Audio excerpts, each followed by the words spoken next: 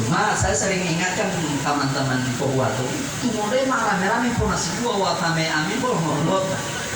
Sebenarnya sebenarnya tame amin itu sama nasi gua cuma 2-3 orang, karena itu salah. Tapi yang paling penting itu me amin. Amin ya Allah, amin. Amin itu artinya istajib doa. Terimalah doa kami. Itu Bapak Ibu sekalian dimuliakan Allah, manfaat kehadiran kita di setiap menghadiri takziah seperti ini. Jadi dia menghibuna kehadiran keluarga. Jadi manfaat kepada keluarga, kemudian yang kedua adalah manfaat kepada almarhum. Hari ini almarhum, betapa beliau kepada almarhum. Doa saya bukan kepada almarhum. Doa kita itu kepada Allah. Nanti Allah yang meneruskan kepada almarhum. Begitu dia punya jalur.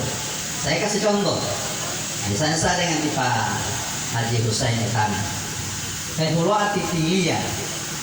Baru saya kirim WA. Lalu Pak Haji Husain Etana, saya kirim sudah. Ini tidak mau masuk. WA yang saya kirim bukan dari ponsel saya ke ponselnya Pak Haji Husain, bukan. Tapi dia ke atas dulu. Jalurnya kan ke atas. Pengakal tinggi ya demo, iya dia otomatis di mall. Di apa ke satelit dulu kan, ke satelit. Nah nanti dari satelit baru sampai Pak Haji Husain. Pengakal tinggi ya demo. Nah di tolong kamu doa apa? Wanu jaringan yang pio, dia tunggu doa. Oh berarti jaringan dia mau sambung mega gitu. Nah jadi doa itu doa kita kepada Allah. Makanya Allahumma ghafir lahu. Ya Allah, bahwa kita masih boleh menghubungi mereka. Tetapi untuk mereka menghubungi kita sudah tidak. Dan bisa di Pak Camat mau salam untuk aku guru, ya maulah itu malah metai Pak. Dia tak metali. Bukan humai kalau tak metali mai Allah, dia mah pendal. Bukan dia. Ini manfaat yang kedua, dan ini selalu kita lakukan di setiap kita hadir di acara-acara takziah seperti ini. Yang terakhir, yang ketiga, an-nafu 'ala nafs. Kehadiran kita saat melayat, kehadiran kita di acara seperti ini paling minimal ada manfaat buat diri kita. Makanya ada hadis Rasul mengatakan, kafa bil mauti wa idah. Cukuplah kematian yang telah dialami oleh orang lain menjadi pelajaran buat kita. Jadi kematian almarhum ini menjadi iktibar bagi kita. Maka untuk poin yang ketiga ini saya ingin titipkan, kalau kita berkumpul di tempat sebagaimana seminggu yang lalu di rumah ini, saat jenazah masih ada, maka mohon diperhatikan ini, kalau kamu hafal ini, bukan Arabnya, terjemahannya bisa baik.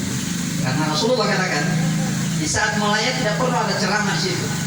Dengan adanya almarhum itu jadi iktibar buat kita. Maka kata Nabi kepada istri beliau Aisyah, kalau kita melayat, perhatikan baik-baik, ketika jenazah itu akan dikeluarkan dari rumah, nadal munadi min qubalir rahman, ada 4 seruan dari malaikat yang disampaikan kepada jenazah itu. Kita tidak dengar ini, tetapi bagi Nabi tidak ada yang rahasia bagi Nabi. Allah singkap bagi beliau. Lalu Nabi sampaikan kepada istri beliau Aisyah, dan ini untuk kita sekalian. Apa yang disampaikan oleh malaikat kepada jenazah, kepada almarhum seminggu yang lalu, dan ini untuk kita semua satu saat pasti terjadi. Malaikat bilang begini, ya bena Adam, wahai anak Adam, almarhum atau kita nanti satu saat,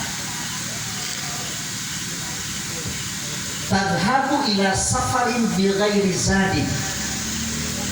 Beberapa saat lagi engkau akan menempuh perjalanan yang cukup jauh tanpa membawa bekal harta sedikit pun.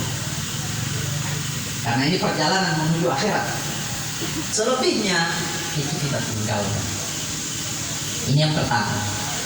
engkau akan menempuh perjalanan yang cukup jauh tanpa membawa bekal harta sedikit. Yang kedua, takhruju min manzilika fala tarji'u ilaihi abada. Setelah ini engkau akan dikeluarkan dari rumahmu dan tidak akan pernah kembali untuk selama-lamanya. Makanya Bapak Ibu, kalau saya tanya, kalau jenazah dikeluarkan dari rumah, mana yang duluan, kaki atau kepala? Kepala. Jadi kita bawa jenazah ini keluar dari rumah, kepala yang duluan. Kira-kira kalau kaki boleh atau tidak? Boleh. Keluarnya jenazah dari rumah itu dikiaskan seperti keluarnya kita dari alam rahim. Sekali bayi keluar dari alam rahim, mustahil untuk bisa masuk kembali ke alam rahim. Demikian juga jenazah, sekali dia keluar, tidak akan pernah kembali untuk selama-lamanya. Tapi seandainya kembali, karena ada di dalam Al-Quran itu, begitu kuburan ditutup, jenazah itu berteriak minta dikembalikan ke dunia. Qala rabbi rji'uni, ya Allah, kalau boleh kembalikan saya ke dunia. La'alli a'mal salihan fima taraktu, saya akan beramal saleh, waktu saya hidup saya abaikan itu. Ya Allah, kembalikan saya ke dunia. Misalnya Allah terima permohonan itu, ditulis ya. Contohnya, Allah terima permohonan dari suami yang kita kuburkan tadi sore. Di malam hari berteriak-teriak minta dikembalikan, dengan kuasa Allah, Allah hidupkan. Allah terima doanya. Kemudian dengan kuasa Allah kuburan terbuka. Jam 2 malam mamai kokok foto dere.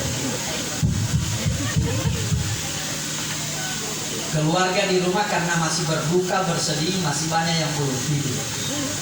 Begitu dibuka pintu, ternyata almarhum yang barusan dikuburkan tadi sore. Pertanyaannya Ibu Lis, kira-kira kalau kita